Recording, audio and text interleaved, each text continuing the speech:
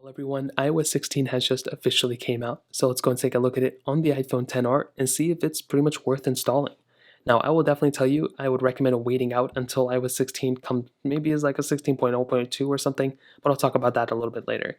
This update, for the most part, was a few gigabytes, so make sure you have that much storage saved. The release candidate should be the same as the betas, that's kind of what we're estimating, but even from beta 6 to 7, it's been kind of the same thing. But the iPhone XR I've had the craziest experience with on this version of software. So before you update, make sure you back up your data, all that other stuff. But my iPhone XR on battery life standpoint was actually worse on beta 1 than it was on iOS 15, which was very interesting. And after several different beta tests, I saw that my iPhone XR was the only one whose battery life was going down compared to all my other iPhones, which was so crazy. But recently on beta 7 and beta 8 and even this release candidate, the battery life has gotten better from beta 1 and beta 6, but it's also been better than iOS 15. So this kind of makes me feel a little bit more better about the state of the iPhone XR in my opinion, but we'll talk about that in maybe different videos, but just know the battery life has gotten better through the betas. Now iOS 16 gives us the ability of editing our lock screen now, so we can hold down on the lock screen here. Not only do we get cooler text, like it's bolder and it looks much nicer, but when you hold it down you have the ability of customizing your lock screen and even adding new lock screens. So you can click customize, you can click the plus button if you want to, and you can click on the button right here, and you can hold it down and you can go ahead and click customize and add widgets to your lock screen, which is so crazy.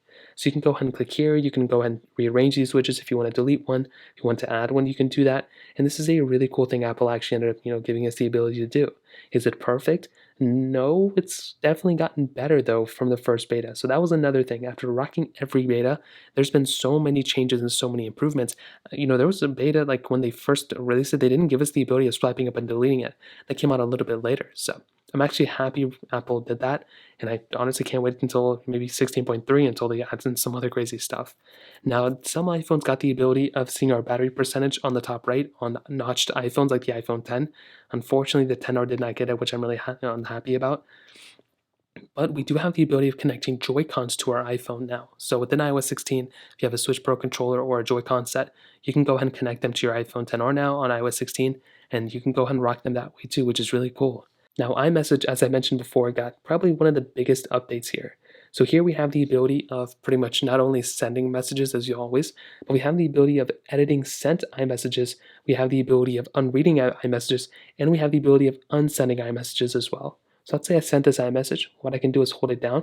I can click undo send, and it will go ahead and delete that iMessage. So hopefully most of the time if their iPhone was connected to Wi-Fi, I can go and undo the send, and that is crazy. But you can also go ahead and send a message, and let's say I didn't mean to send it like this.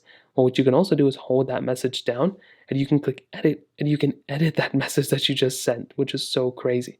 So that is another thing that you can do, and I'm actually really happy to see that as well. Is it perfect? No, but they've made really big improvements since the first beta, and I'm really happy about that too. So the more and more people that install iOS 16, the better here.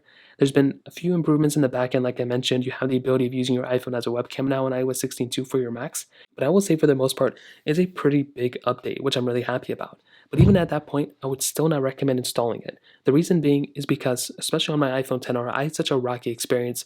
It really wasn't a smooth experience overall, but it has gotten better through the last few betas. So I will tell you, if you can wait out maybe the next 2 weeks, 3 weeks, and then see what the consensus is from people, if people are saying, oh, it's so much better, or maybe they're saying it's so much worse, then I would recommend playing it by ear at that point. I don't think going up to iOS 16 right now is the smartest thing to do for your iPhone XR, but if you can wait a few weeks, then go for it. But if you can't, I'd recommend backing up all your data, going from there, and then, installing it if you want to. So that pretty much covers it up. If you have any other thoughts or questions, let me know in the comment section below. Hit the like button, that would mean so much, but definitely hit that subscribe button. More importantly than everything else, I love every single one of you guys. Hopefully I'll catch you guys in the next video. Peace out.